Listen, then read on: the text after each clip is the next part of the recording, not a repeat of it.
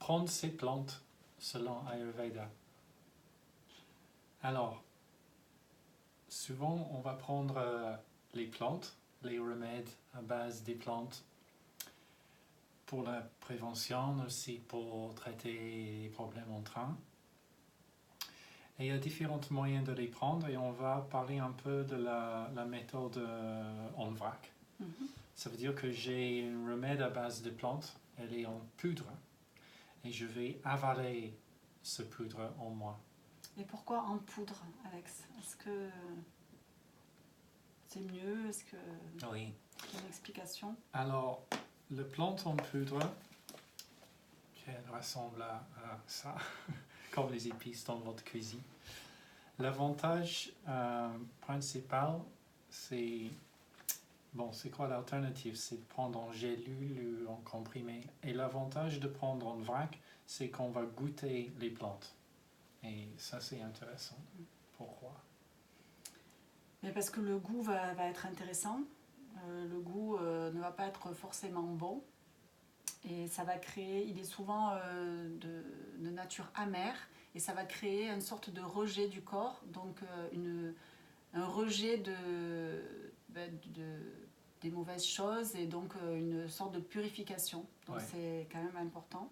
Donc ça provoque un bon rejet. Un bon rejet du corps. Une purification.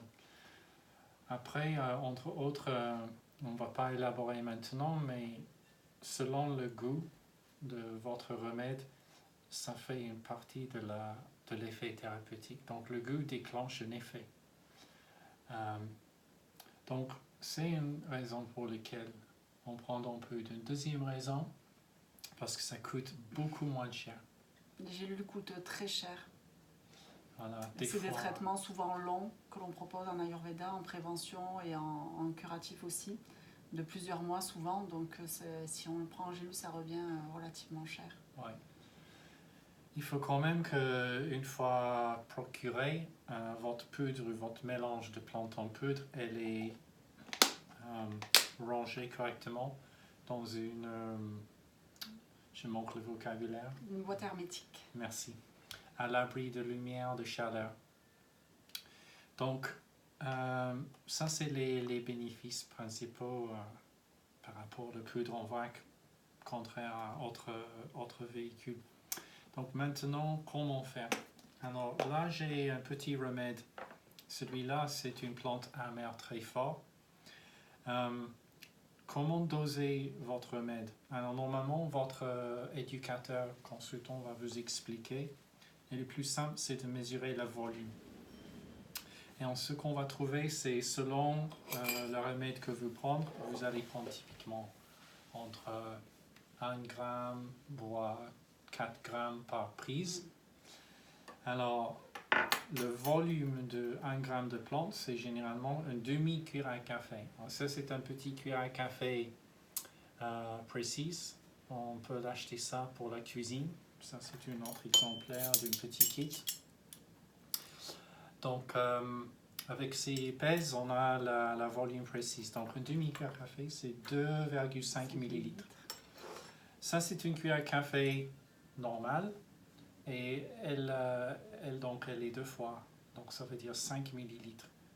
Alors, 5 millilitres de poudre de plante, ça veut dire une cuillère à café ras. C'est l'équivalent d'à peu près 2 grammes. Alors là, comme celui-là est fort, le dose que je vais prendre, c'est plutôt un demi-gramme. Donc, un demi-gramme, c'est le quart d'une cuillère à café. Donc, l'important, c'est de suivre les conseils de votre consultant, éducateur. Donc là, avec le quart de cuillère à café, j'ai un demi-gramme ou 500 milligrammes. Et c'est à peu près la même mesure d'une gélule. Donc, je prends cette mesure de plante en vrac. Je mets dans un petit verre, au fond du verre. Et comment vas-tu prendre dans quoi? Dans quoi vas-tu diluer la poudre? Alors, j'aimerais avaler la poudre. Donc, il faut qu'il y ait une substance liquide. Le plus simple, c'est de l'eau. Soit de l'eau chaude ou de l'eau chaude tiède. Donc là, je vais mettre de l'eau chaude dans mon bouilloire, juste un petit fond. Donc on s'attarde un petit peu sur ça parce que le véhicule en fait est très important en Ayurveda, ce qu'on appelle Anupana. Votre praticien vous conseillera peut-être de le prendre dans du ghee ou du lait végétal ou du gel d'aloe vera. Ce sera pour cibler votre dosha qui est en déséquilibre ou un tissu particulier du corps qu'on appelle dhatu. Et donc ce véhicule est quand même très important dans l'absorption des plantes.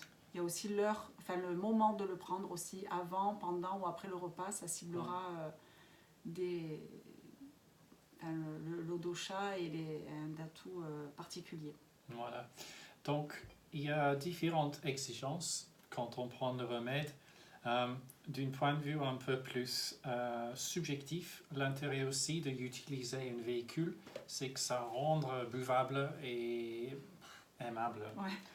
Pas exactement le bon terme. Non. Ouais. Alors, celui-là que je prends pour mes intestins. Et donc, une parmi plusieurs véhicules, c'est la mienne. Et si je prends ça avec de l'eau toute courte, ça va, mais je risque de rejeter. Trop, parce que du coup c'est bien de rejeter, mais là il ne faut pas non plus que ce soit vomissement. Rédible. Ouais, vomissement. On utilise les vomissements en Ayurveda, mais enfin, non, pas là. Et puis il ne faut pas que ça vous arrête, que ça vous stoppe dans votre traitement, parce que à chaque fois vous avez envie de vomir quand vous le prenez. Voilà. Donc on peut masquer effectivement avec quelque chose de plus doux, comme du miel. Donc, voilà, c'est ce qu'il va faire Alex, parce que... Un petit peu de miel, voilà. Pas forcément une dose importante, tu vois, ça ne va pas modifier votre glycémie, etc. C'est vraiment un petit noisette.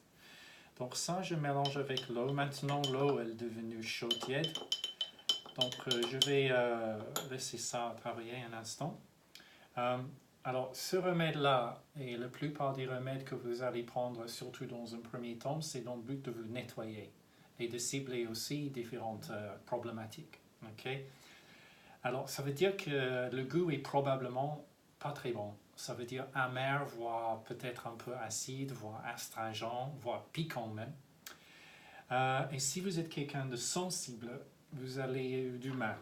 Oui, ça va être... Ouais. Et donc, c'est très important de respecter l'anupana, la véhicule. C'est aussi important d'être dans l'esprit, c'est-à-dire d'avoir la bonne intention.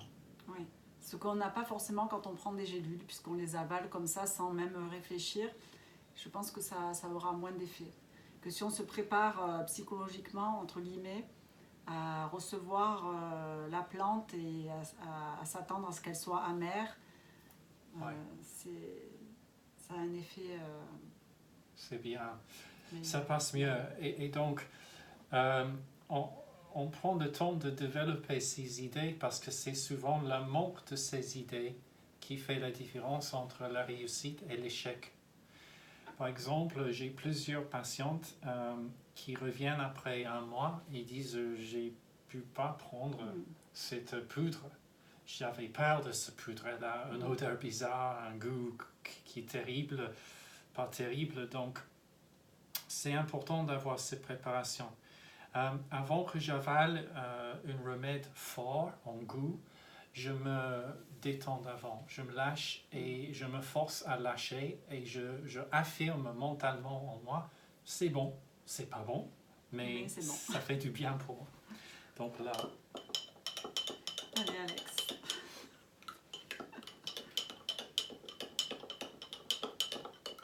Alors, le but, ce n'est pas de faire une infusion.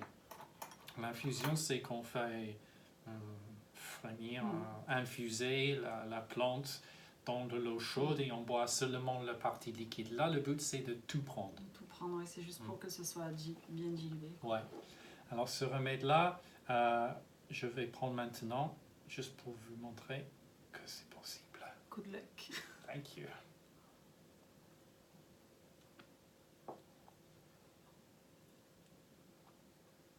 C'est pas si mal que ça avec le miel. Ah, du miel. Voilà. Ouais.